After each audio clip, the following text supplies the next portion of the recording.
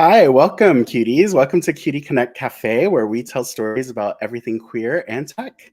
I am Andy Saldana. I'm one of the co-founders of Queer Tech and COO, and your host for today's cafe. Naufel is enjoying a much deserved vacation, and so I am filling in as guest host, and thank you so much for being here with us.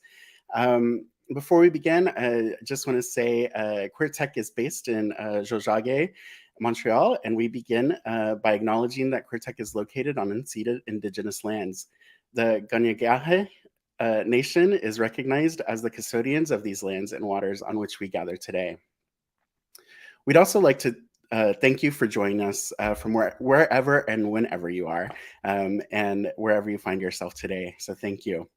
I'd also like to give a big thank you to RBC for presenting this Cutie Connect Cafe series. And a special thank you to all of our sponsors, BDC, Canada Media Fund, Twitter Canada, Unity Technologies, TouchTunes, Wealthsimple, Google Chrome, Moment Factory, Sun Life, BDO, and Osadia for supporting the Cutie Connect programs. We hope you can join us for our next in-person meetup happening in Toronto on Thursday, September 22nd at Spaces Queen West. The topic is about building inclusive and accessible technology, and will be hosted by Wrangle and Fable. So don't worry if you're not able to join us in person. We'll be streaming the event as well.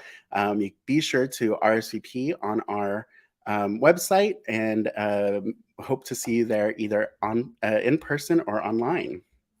Next, I'd also like to invite you to our first ever Cutie conference taking place on the 10th and 11th of November. It's presented by RBC and hosted by Microsoft at their amazing new office space on the 43rd floor of the CIBC Tower in Toronto. But again, don't worry if you can't make it in person. We will have a full virtual version of the conference on the Brella platform, which we've used in the past. So this will be a very hybrid experience. It's going to be bananas, and we will be opening registration on September 19th. So please keep connected. In the meantime, we are currently taking applications for amazing speakers and panelists, and especially workshop facilitators that can guide our attendees through the professional journey, whether it be early career advancement, or early stage entrepreneurship. We are super, super excited for this opportunity to bring all of our cuties together, whether in person or online. So be sure to keep connected and keep up to date when registration opens. You can always find all of our upcoming events on our website at queertech.org/events. And then as a reminder, we also host community office hours every Wednesday from 1 to 3 p.m. Eastern Time on Discord. Use the link that's showing on the screen right now to join our Discord community, and we hope to see you there. We answer any questions that you might have about your professional journey, your career, getting into tech, how your entrepreneurship journey is going. Myself, Naufel, and oftentimes other Cutie members are there to answer those questions and keep you connected. And then lastly, just before we get to the program, I'd also like to take a moment to thank our phenomenal annual partners for supporting our programs and our cuties year-round. Thank you to RBC, Google Chrome, Moment Factory, Wealthsimple, Sun Life, TouchTunes, Oro Health, and Osadia. Your generosity and support allow us to bring this and all of our programming to the community. We encourage you to check them all out. Check out all of our sponsors on our website, and especially if you know somebody who's looking for their next role in tech, our job page and our talent network is a fantastic place to see all of those amazing opportunities. We really deeply try to foster relationships with all of our partners to ensure that they're creating inclusive and accessible organizations for our Cutie members to thrive. Now, let's get today's conversation. For those of you cuties that have questions or comments throughout the duration of our live stream, be sure to leave them in the comment section on the social media platform you are watching.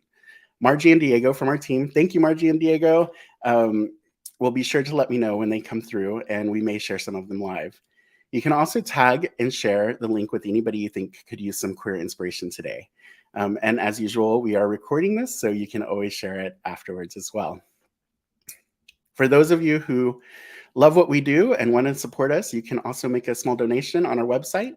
And we thank each and every one of you that make those donations and make the work that we do possible.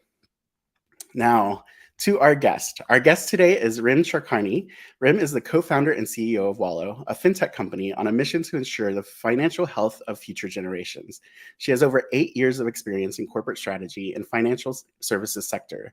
She has worked with senior executives to define, plan, and execute on their customer and growth strategies in North America, Africa, Europe, and Australia.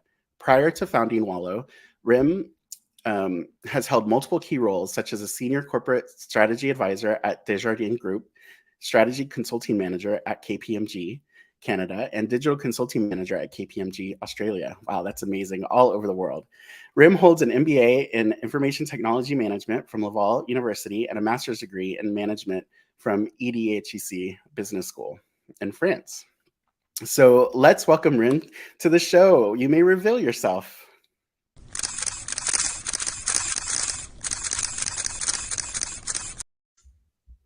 Hi, Rim. How are you today?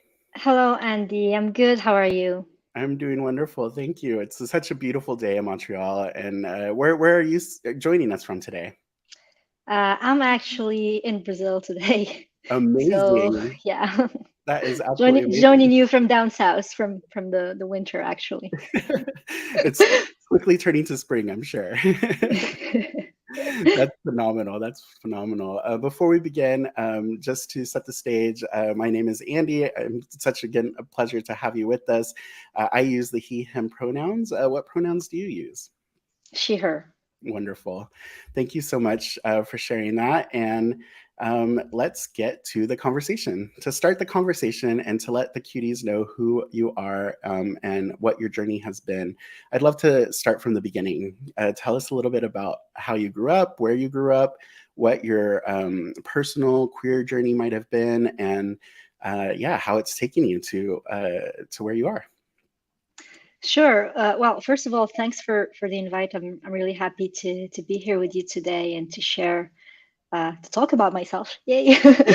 uh, so to answer your question, I was born in Morocco, born and raised in Morocco, in Casablanca. I left Morocco when I was 18 years old to pursue university studies in France. And then after that, I immigrated to Canada, to Quebec, to the lovely city of Quebec City. I'd say my upbringing in Morocco, I would say was quite different from what you'd imagine if I had grew up in Canada. The fact that being a queer person in Morocco is illegal. I Yeah. I couldn't do my coming out when I was in Morocco, for example. So I had to navigate quite a hostile environment growing up, but I knew early on that I wanted to leave just because I didn't feel like I had the strength, the courage to stay there and fight and be miserable, So I understand. I'm from Texas uh, myself, so so I always knew that as soon as I was an adult, I was going to leave, which I did at 18. um, I went to study maths in France, and then ended up doing business school. um, in France, even in France, I'd say at the time uh, it was not as easy as today. And I wanted to leave France just as well. That's what was one of the reasons why I wanted to leave France, being not only a queer person but also an Arab. Um, it was not the easiest environment to navigate as well. So Canada was my number one choice because of the reputation of Canada being a very welcoming country, Canadian people being very open-minded relatively to the rest of the world, or at least to the places where I was. So that was what attracted me initially to Canada. And yeah, I enjoyed it enough to stay and make it my new home. And yeah, here I am. Absolutely. And so you ended up in Quebec City when you arrived Mhm. in Canada, and what drew you to Quebec City? Like, why Quebec City? So it's a technicality initially because I immigrated through an exchange program for my last years of masters in France. I enrolled in an exchange year here in Canada in Laval University, and I had the opportunity to move out of Quebec City multiple times, Montreal or Toronto, but I really like Quebec City. Actually, it reminds me a little bit of Europe, and it's a small city, but at the same Mhm. time, there's enough activities, enough there's a great tech ecosystem as well. So Yeah. I enjoyed Quebec City, and so I decided to stay. Amazing, amazing. Yeah, I can understand that journey being a very difficult or a learning experience about resilience and how to navigate certain areas and ecosystems. I'm from Texas originally, and I grew up in Houston, which is a big city. It's very diverse and welcoming, but there was always this feeling of not really fitting in. So, trying to find my own path outside of that was I can relate to how do you what is it that you need to do to get away from where you are, and how do you use the opportunities to make that happen. And it sounds like education was definitely a great opportunity for you to leverage to further your journey. Yeah, definitely education was not only the opportunity that helped me, move uh, from country to country, etc. But I'd say I was lucky enough to not go to Moroccan school actually. So I was in the French education system, and so that the way we are taught to think critically, the way we are taught to question everything. At Hmm. least that's how I experienced it. For me, that was the what saved me. What opened my eyes. Because I grew up in a very conservative environment where you are born a Moroccan Muslim because you are born there. Right. uh, you don't get to choose anything. You are born and you are expected to live a certain way, live your life a certain way. I guess in my case, I will always be grateful to have been through the French system, to the French school, and have had that, studying all the French philosophers and learning about critical thinking and those kind of things. I think it helped me open my eyes, accept myself, and go beyond the constraints that I that I came to the word in. Absolutely, absolutely. I imagine that living in Canada was a far away dream at one point, or living outside of your local area, it was a far away dream. I know that I never thought until I was an adult that I could leave Houston, Mhm. leave Texas, and I know I ended up moving to San Francisco, and it really just opened my eyes to what the world could be, and especially being queer in that world, right? It was a whole nother Yeah. education. No, that's And then I amazing. guess once you do it once, you get like you enjoy it. If you enjoy it, at least you want to do it again, and you become a nomad at some point.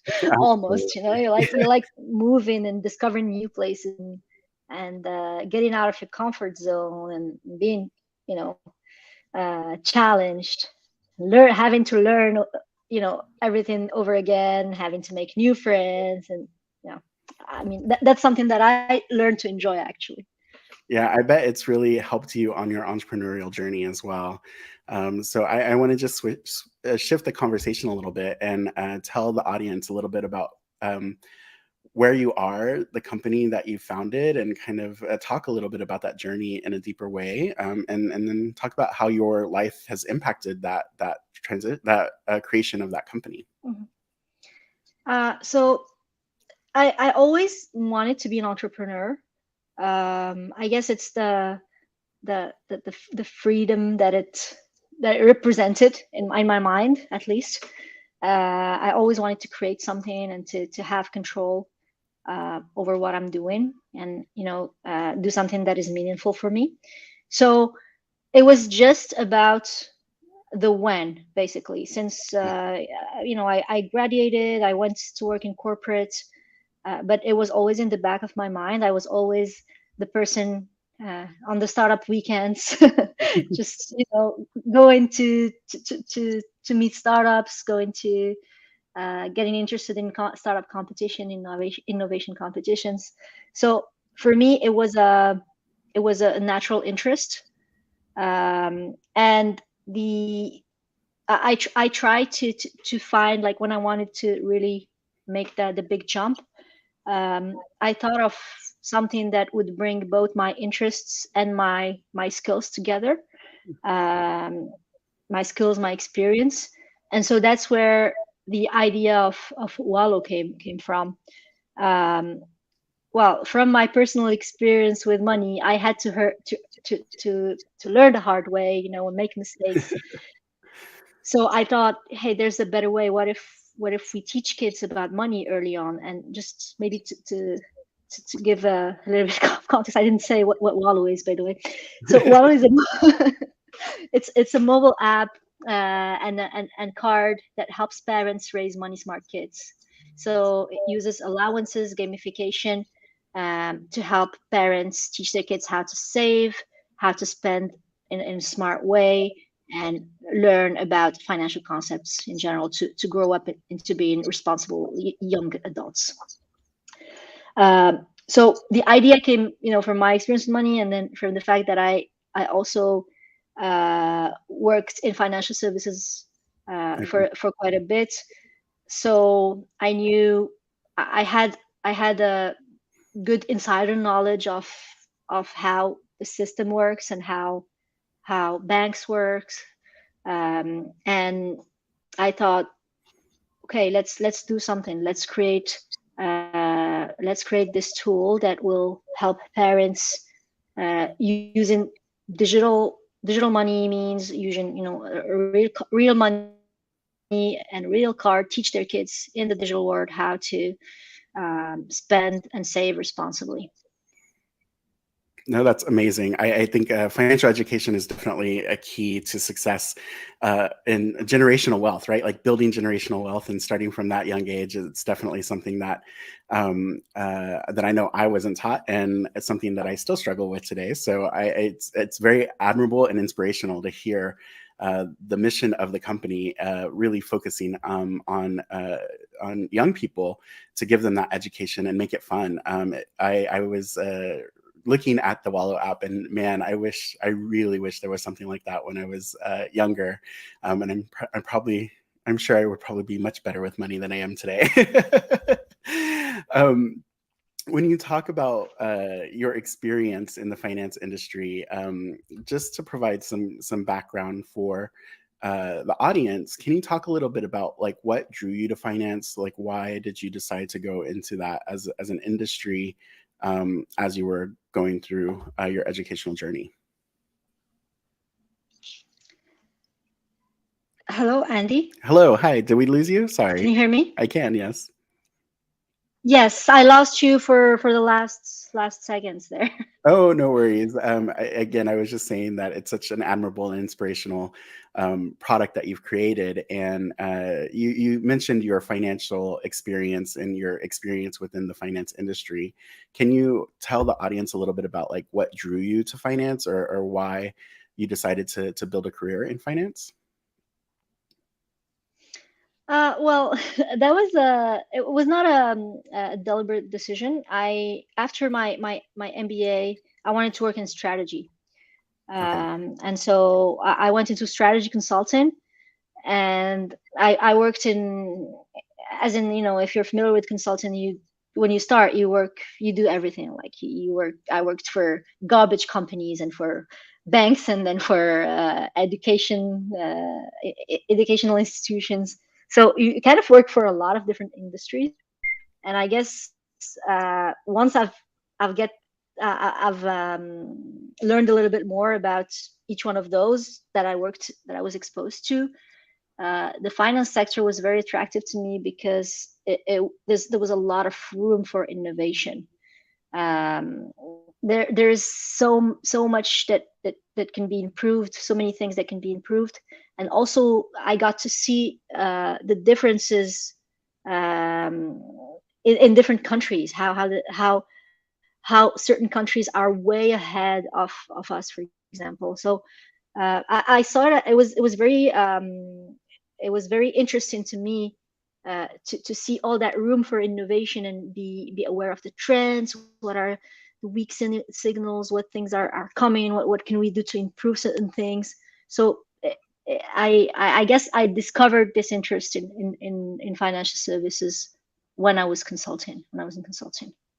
That's amazing. Yeah, I have a very winding professional path myself, and I tell people that all the time. It's like you put something out into the world, and you think you're going to do this thing and be this person, and then you end up on a completely different path. And it's really like, how do you use all of the knowledge you've gained to build to the next thing? So that's really, really fantastic. And so then you created WALO as a company. Can you tell us a little bit about when you created that and how that formation happened, and then speak a little bit to like what your experience as a female entrepreneur, as a queer entrepreneur, was like during that journey? Yeah, sure. So I started it with my co-founder when we both had full-time jobs. So we started it weekends and nights, and until we felt like we were ready to actually put a product out there. Mm-hmm.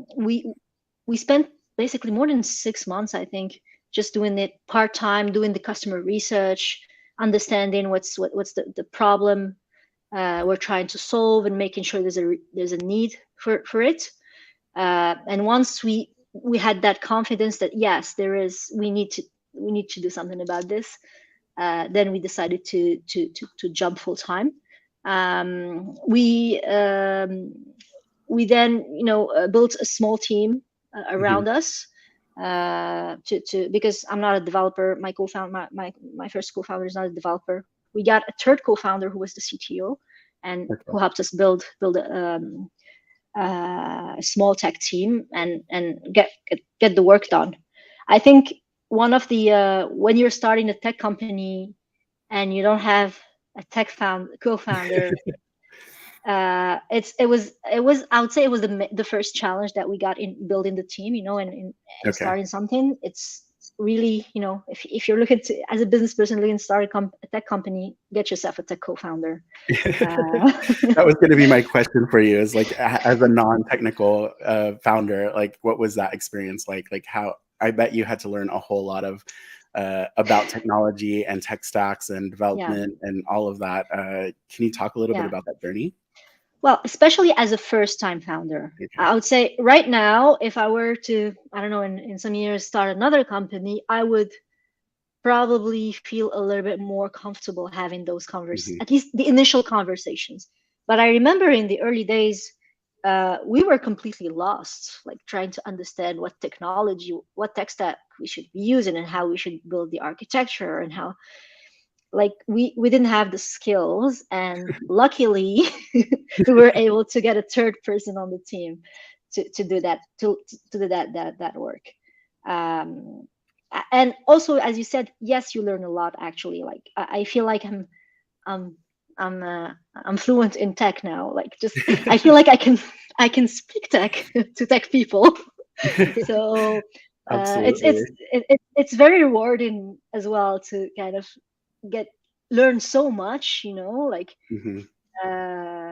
you start something, there's a lot of question marks around what you're doing, and as you go and you poke around, you learn and you learn and you learn, and that's how you get to the next step, and you get to make your decisions and base it off your learnings and iterate. So. Yes, absolutely. There's two questions that came from that comment, that response. And the first question is, as a non-technical co-founder, how did you pitch to find a technical co-founder? Because that's always difficult. Like, how did you talk about the tech that you were trying to build when you were starting, to get the interest of somebody to be like, I want to help? Yeah. You don't talk about the tech. You talk Okay, about the business opportunity, and you pitch yourself. You sell yourself as the right person to execute. that's Uh, perfect. yeah, Yes. because I mean, I can't pitch the tech to a technical person, but I can sell the idea, and I can sell myself as someone who is able to deliver on the idea. Amazing. I love that response, and it's definitely building on your strengths, using your strengths that you have to get to communicate what it is your goal is and what you're trying to build. When you were looking for that technical co-founder, were you very focused on the type of founder you were looking for, or how did that relationship evolve? I get asked that question a lot, like, Yeah, how do I find my technical co-founder? How do I find a tech co-founder? So I would love to yeah. hear a little bit about what that experience was like. And it is a hard process, honestly. Yes. Like it was a pain, and we had a couple of misses before getting to the right person. um what we were looking for is someone who was senior enough to be able to build a small tech team. So Okay. it didn't matter if, like, what their I would say what their tech acumen is, or what their tech Mhm. specialty is. It was more like the seniority level. So someone who had certain years of experience, or at least a master's degree in IT, in software engineering, um, and who has as well the, the eagerness to learn. And you can tell after a couple of conversations, can tell someone who is curious enough to explore a lot of different technologies. And you can see the evolution in the person's previous projects, those kind of things. In our case, our CTO is originally an Android developer. Okay. uh, and I mean, we're not doing just Android. We needed a backend developer, and we needed an iOS developer, and we needed other other types of developers. But he was the right person because he was senior enough. He had led team previously, Android teams, yes, but he had led teams, and he had like enough. He had a master's degree in software engineering, so he was able to understand a little bit of architecture and those kind of stuff to get the tech started. That's awesome. Yeah, that's really, really fantastic. I want to shift a little bit to funding your venture. It's again one of the number one questions that we get. The top questions that we get is, how do I get funding? How do I find the money to create the company that I'm looking to create? And it's one of the most difficult processes, as well as the most filled with barriers, especially for underrepresented communities and underestimated communities, as I like to call them. But can you talk a little bit about what that journey is? And congratulations on closing around earlier this year. That's really fantastic to see that accomplishment. Thank you. I think the number one thing that helped us was getting all the free funding out there first. I love that. So we developed the products without any external funding, and Okay. that was thanks to the grants, to all the government resources, government and non-government resources out there that we were able to get. It literally, like, it changed the game for us. Like, without that, I don't think we would have been where we are today. uh, and I think before trying to get VC funding or external investors, especially in Canada, you need some initial traction. You need like to show, to de-risk your idea. Mm. So to get you to that stage, that's where the free funding, or the grants and entrepreneur loans can help. In our case, it helped us for the first years to get to develop a product in market with users, and that's when we went to pitch to VCs. Now to answer part of your question that was maybe a little bit implicit there, we all know that VCs for the majority are like cis men club. As a woman, as a woman, it was really hard actually. Initially, it was really hard to get to feel that you're treated the same way as a male founder. You actually feel it, and I think it's just persistence. It's persistence, and it's finding the right partners, the right VCs, because I'm saying VCs, but I should say angels as well. Angels, right? Yeah, and just a network. Period. Right, the right people in the network. Yeah, that's right. And I mean, there are some of them out there that are very they're advocating for diversity in in entrepreneurship. So those are the ones that I would go to first. And in our case, those were the ones that supported us first.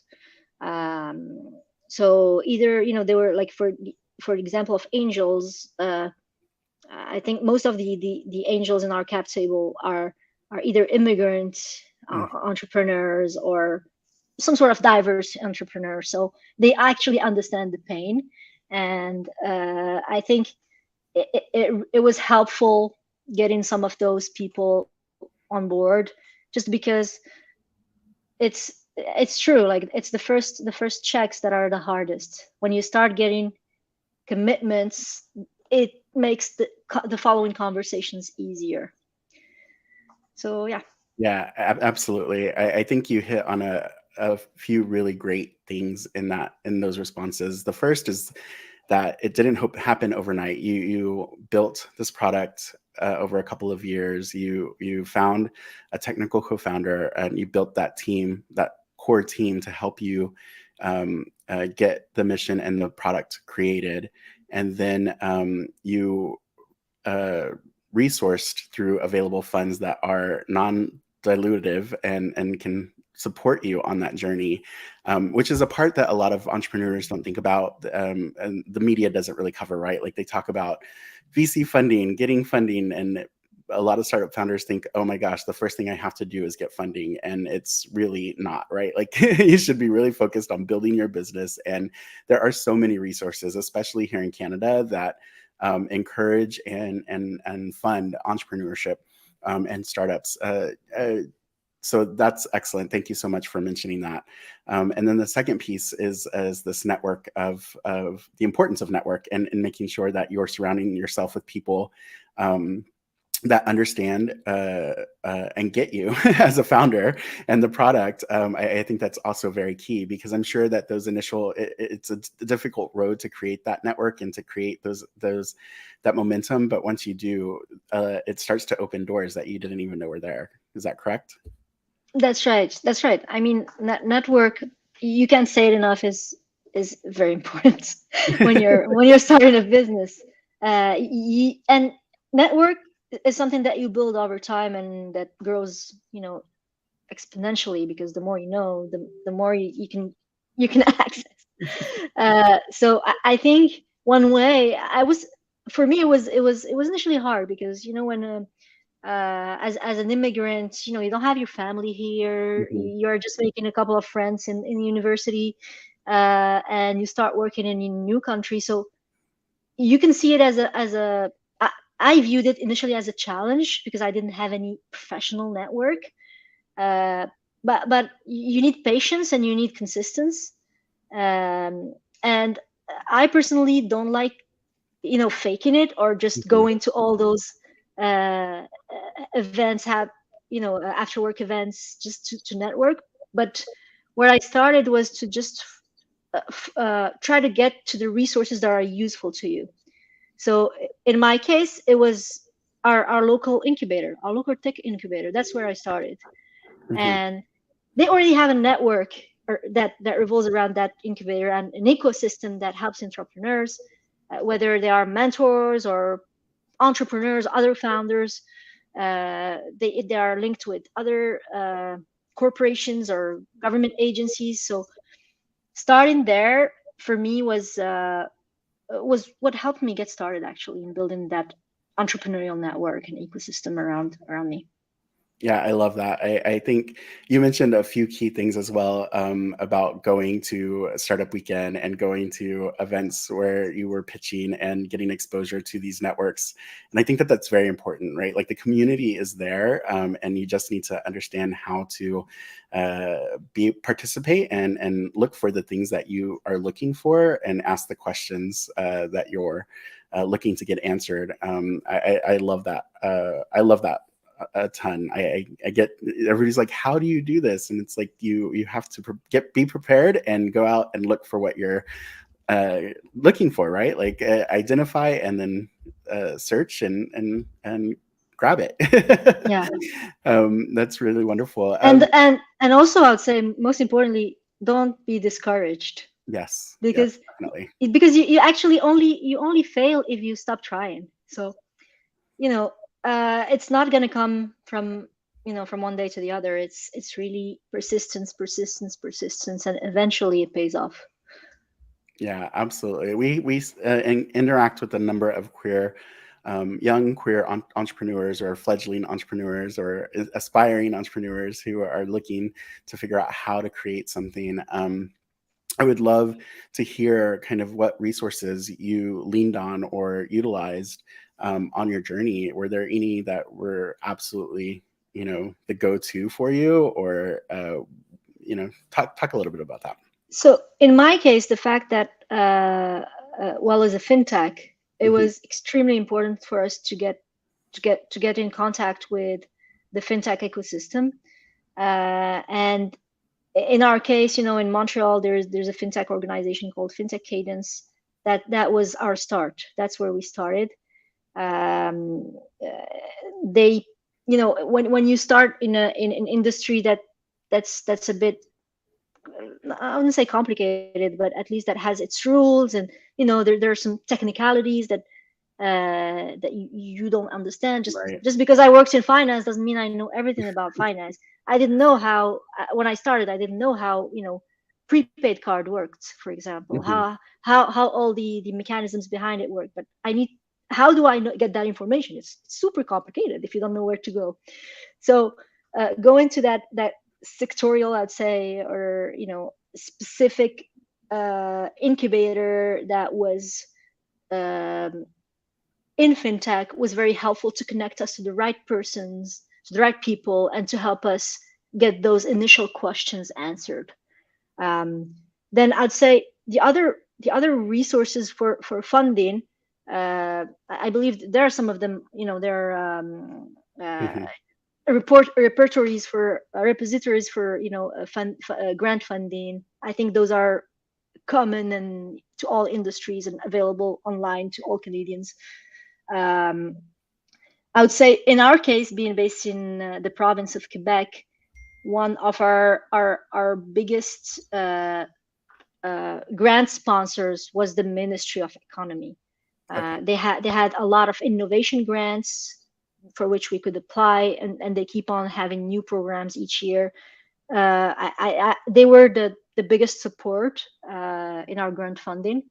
And then there are also city grants. So if you're in Montreal, there are, I'm not sure, I know there are, but I don't know the names. But in our case, in Quebec City, the city of Quebec had specific grants for innovation. So, I mean, I know it's a lot, there are a lots of things to look at, but you just got to prioritize and tap onto the resources that are available to you, because that's the only way to. Absolutely. I love that you mentioned Fintech Cadence. We are partners with them. They're a fantastic nonprofit organization that works to incubate fintech companies and doing fantastic work and such a great network. So I definitely encourage everybody to check them out if you're interested in the fintech industry. And you also mentioned the city grants and government grants. A lot of people aren't aware of the amount of available money that exists, and that you just need to put in a great business case and an application and meet the grant guidelines and deadlines. And a lot of it is paperwork, but it's definitely worth it once you receive those funds, and it allows you to build what you're looking to build. So the key thing to that is that these are grants, right? Like, they're not dilutive. They're not hitting a lot of them don't hit your cap table the same way that angel or a VC would. So really fantastic opportunities for early stage entrepreneurs. So thank you so much for talking about that. I don't think it gets talked about enough in the community. So that's really, really awesome. You know, I think one of the things that we look to do is guide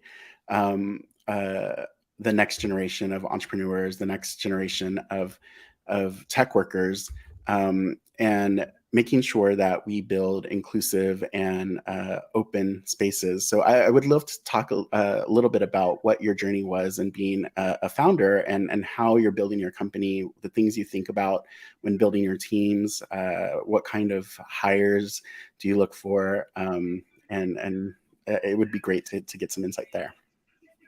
Yeah, sure. So one of the most important things when building the team is, especially when the team is very small, is culture. Making sure there's a cultural fit, making sure that we have common shared values on at least why we are doing what we're doing, and are we at least aligned in terms of motivations. So in our case, it was I don't know if it was a coincidence, but I think our diversity percentage in the company is probably 100%. But I guess it's just, it was the way that our culture is. We're very very open-minded, very flexible, very we empower each person to take their responsibility. So it's really the opposite of control. Everyone has the freedom to pick their hours, to work from wherever they want, to define what they are going to focus on. So I think it's really finding the people who share your values. And when you're a small team, when you're getting your first, your second, your third, your fourth employee, they are going to be your culture, because before that there's no there's no team. So you better pick the right people. Yeah, I hear that a lot. And I hear, one of the key things that I hear constantly as a founder that tells other founders from other founders is, don't be afraid to hire well and fire quickly, or something like that. Yeah, hire fast, fire fast. Yeah, hire fast, fire fast. That's it. Yeah, and it's a hard lesson to learn, but definitely when you're building a team and culture, you're exactly right. It's really important to understand what it is, the vision of the company, the vision of the product, the culture that you're looking to build, to make sure that it's pushing forward. And I think, because of your experience of being an immigrant and entering new ecosystems and navigating the unknown, it really allows you to lead with that kind of vision, and build that kind of culture and curiosity on your team. It sounds like everybody on your team is a great curious mind, which is amazing. Congratulations on the success that you've had so far. We're wrapping up towards the end of the conversation. Before we go, I just have a couple of quick questions. The first question is there a specific question that you would ask early in your journey to potential mentors, or creating network connections or anything like that? Is, when we're networking, it's always hard. What do I talk about? How do I pitch? What do I say? So is there something that you would, some trick or tool that you would use to create those conversations? I'm the worst at networking. So like, my advice would be, but what I've been told, this is the advice I've been given. and it works actually. It's really be genuinely interested in the person, and ask questions and listen. Mhm.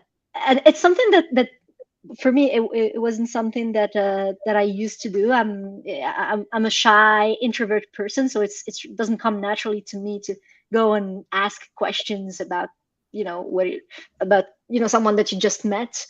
But I would say it's how I improved my networking skill is just to kind of try to be genuinely interested in the person, just like deliberately be genuinely interested and ask them, and then try to find common grounds. Right. There Right. are always something, you always have something in common with, well, not always, but I mean it's very frequent that you have something in common with people at the same event. So Yeah, absolutely. I love that, and I think I'm also very bad at networking, and people don't believe it, but somewhat of an introvert. So I can echo all of those feelings, and definitely I love that idea of listening, hearing what they're saying, finding that common ground, and I would add just pulling from your experience beyond the conversation that you're having. So we get a lot of questions like, I just am not qualified, or I don't feel like I know, but there's always something in your life, regardless of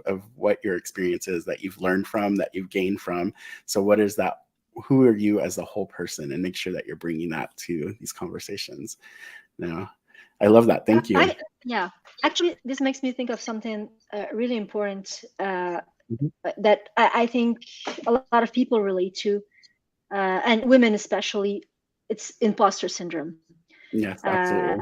I think I've seen a stat like recently that 75% of women executives had imposter syndrome at some point in their career, and it's crazy because it's the first thing to overcome in an entrepreneur's journey, or even in your career, even if you're not an entrepreneur, to get you to the next level.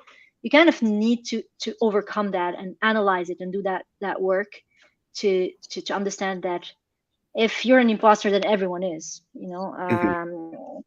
and I think one way that might sound a bit cheesy, but that worked for me, was fake it until you make it. So just uh, tell yourself, okay, I'm confident, and then you're gonna be confident. Absolutely. I relate to that wholeheartedly. There are mornings I wake up and I'm like, how am I doing this? What am I doing? I am not the person to be doing this work. And then I start doing the work and I'm like, okay, I know what I'm doing. Things are working.